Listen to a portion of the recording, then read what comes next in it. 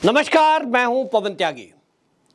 दिल्ली शराब घोटाले में जेल में बंद अरविंद केजरीवाल, जिस तरह से हाई कोर्ट ने एक एक डिटेल जज साहब ने वहां पढ़कर सुनाई और यह कह दिया कि ईडी की गिरफ्तारी को जो आपने चुनौती दी है वो आपकी याचिका रद्द कर दी जाती है क्योंकि ईडी की गिरफ्तारी सही है। अब जैसे ही यह फैसला आया, पूरी आम आदमी पार्टी में हड़कंप मच गया और सबको यह अंदेशा हो गया कि अब अरविंद केजरीवाल छूटने वाले नहीं हैं। लेकिन संजय सिंह, सौरभ भारद्वाज एक प्रेस कॉन्फ्रेंस करते हैं और उस पर दावा करते हैं कि जी हाई कोर्ट में तो जो भी हुआ है उस पर हम जो है इसको सुप्रीम कोर्ट में चुनौती देंगे। यहां तक कि कुछ नेताओं ने तो ये तक कह दिया कि हाई कोर्ट में तो सेटिंग है। यानी इनका पूरा दरमदार सुप्रीम कोर्ट पर था और इनको उम्मीद थी कि सुप्रीम कोर्ट में, क्योंकि अरविंद केजरीवाल दिल्ली के सीएम हैं, इनके पास बड़े बड़े वकील हैं, तत्काल इनकी सुनवाई होगी और अगले ही दिन जज साहब कह देंगे कि भैया इन्हें छोड़ो, ईडी की गिरफ्तारी गलत है और ईडी को फटकार लगाएंगे। लेकिन ऐसा हुआ नहीं। सुप्रीम कोर्ट में जैसे ही इनके वकील गए, सबसे पहला झटका इनको यह लगा कि सुप्रीम कोर्ट ने तत्काल सुनने के लिए मना कर दिया और सारे हालातों को जानते हुए ये कह दिया कि आप आम आदमी की तरह जैसे पहले होता है, पहले आप मेल भेजिए, मेल पर डिटेल भेजिए, उसके बाद आपका टाइम फिक्स किया जाएगा कि कब आपकी सुनवाई केस की जाए। अब माना यह जा रहा है कि अगले हफ्ते के लिए बात टल चुकी है क्योंकि ईद है, फिर शुक्रवार की छुट्टी है, शनिवार इतवार कोर्ट वैसे ही बंद रहता है, तो अगले हफ्ते के लिए टल गई है। इसमें एक बात तो यह पहले तय हो गई कि सुप्रीम कोर्ट ने प्रथम दृष्टया यह देखा कि मामला अर्जेंसी का नहीं है। जिस तरह से ये ईडी की गिरफ्तारी को चुनौती दे रहे हैं, इस मामले में पहले ही सुप्रीम कोर्ट में मनीष सिसोदिया को लेकर पहले ही फैसले हो चुके हैं। इसी तरह का केस पहले मनीष सिसोदिया को लेकर इसी तरह की दलीलें दी गई थी कि साहब गिरफ्तारी गलत है, डिप्टी सीएम है, घोटाला कोई हुआ नहीं, मनी ट्रेल मिला नहीं। लेकिन अब तो दिल्ली की हाई कोर्ट ने जो जो ये सवाल आम आदमी पार्टी के नेता उठा रहे थे, उन सबका प्रश्नों का उत्तर ये किसी बीजेपी के नेता ने नहीं, किसी वकील ने नहीं, कोर्ट के जज साहब ने दिया है।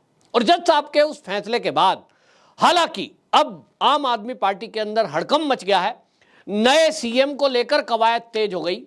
वहीं पार्टी का संयोजक कौन होगा ये तो सब जानते हैं कि अरविंद केजरीवाल ही होंगे, लेकिन दो नए पार्टी सह संयोजक बनाने की कवायद तेज हो गई। एक मंत्री जी ने इस्तीफा दे दिया क्योंकि उनको लग रहा है कि इसमें जिस तरह से भ्रष्टाचार में केजरीवाल फंसे हैं, अभी तक जनता को झूठ बोल रहे थे सब नेता और ये कह रहे थे कि ये तो बीजेपी ने डर के मारे हमको जेल में डाल दिया है, अभी कोर्ट में जाएंगे तो देखना कोर्ट से इनको झटका लगेगा और ईडी को फटकार लगेगी। ये दावे किए जा रहे थे कि घोटाला कुछ हुआ नहीं, लेकिन जब कोर्ट ने एक एक करके जवाब दिए और जो टिप्पणी की उसमें पहली इनकी दलील थी कि ये जो गिरफ्तारी है ये राजनीति से प्रेरित है, चुनाव आ रहे हैं और हमको ऐसे टाइम पे गिरफ्तार कर दिया गया जब जो है लोकसभा का चुनाव है और केजरीवाल जी पार्टी के संयोजक हैं, इसलिए बराबरी का हिसाब सब पार्टियों के साथ रखना चाहिए, ये हमारा अधिकार है।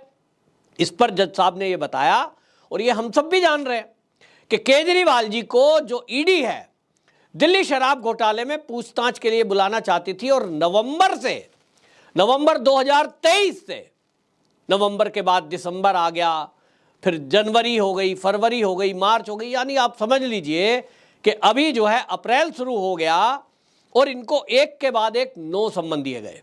जज साहब ने कहा कि भाई आपका ये जो बहाना है, कभी आप कहते हैं मुझे विपश्यना के लिए जाना है, कभी आप कहते हैं मेरा तो गुजरात चुनाव है।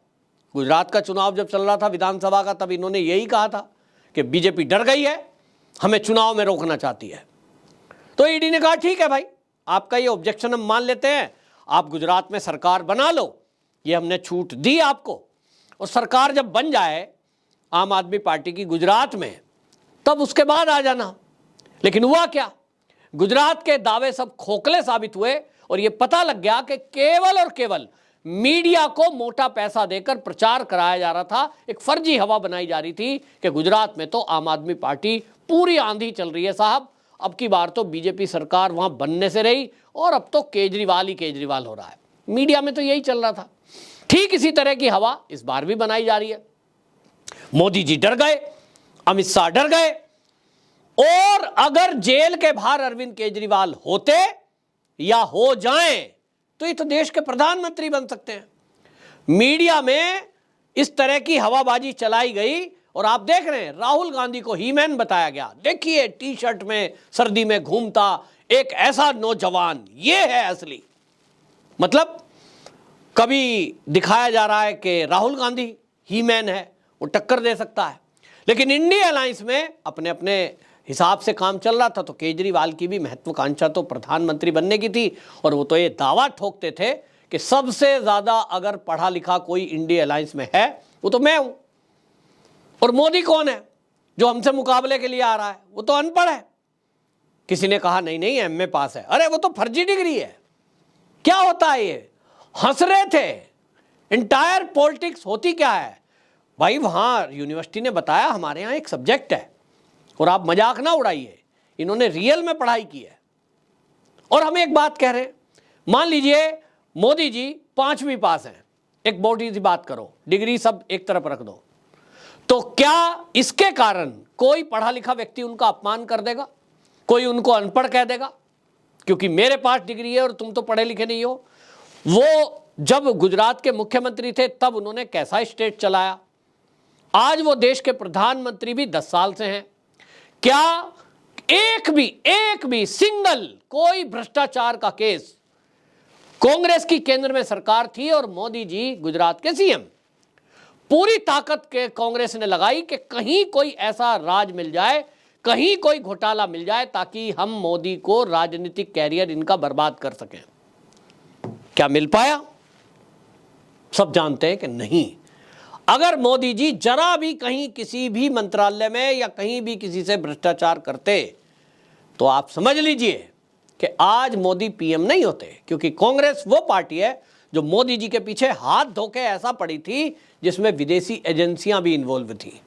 मैं आपको पते की बात बता रहा हूं।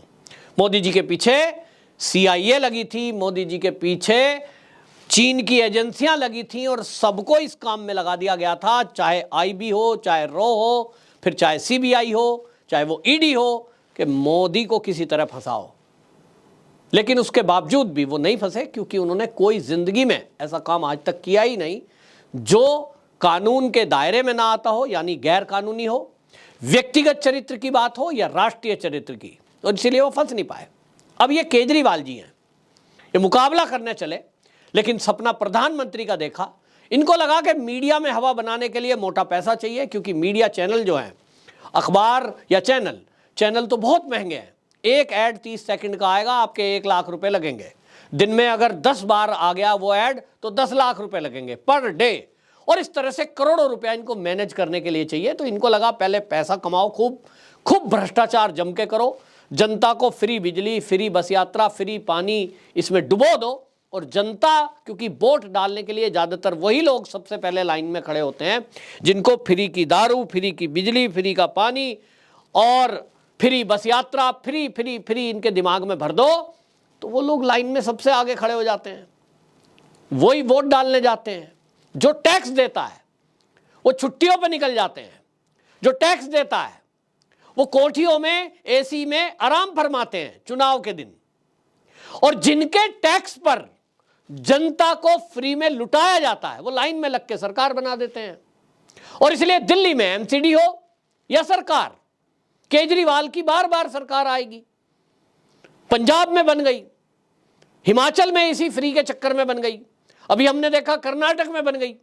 और इसी फ्री के लालच को देकर आज इंडिया अलायंस, राहुल गांधी, कांग्रेस, वो जो मोदी जी ने कहा कि ये जो कांग्रेस है ये मुस्लिम लीग का वो जो 1947 का दिमाग था, जो विचार था, उसको ही लाना चाहती है। ये गलत नहीं कहा, उनका दिमाग वही है कि बांटो और राज करो।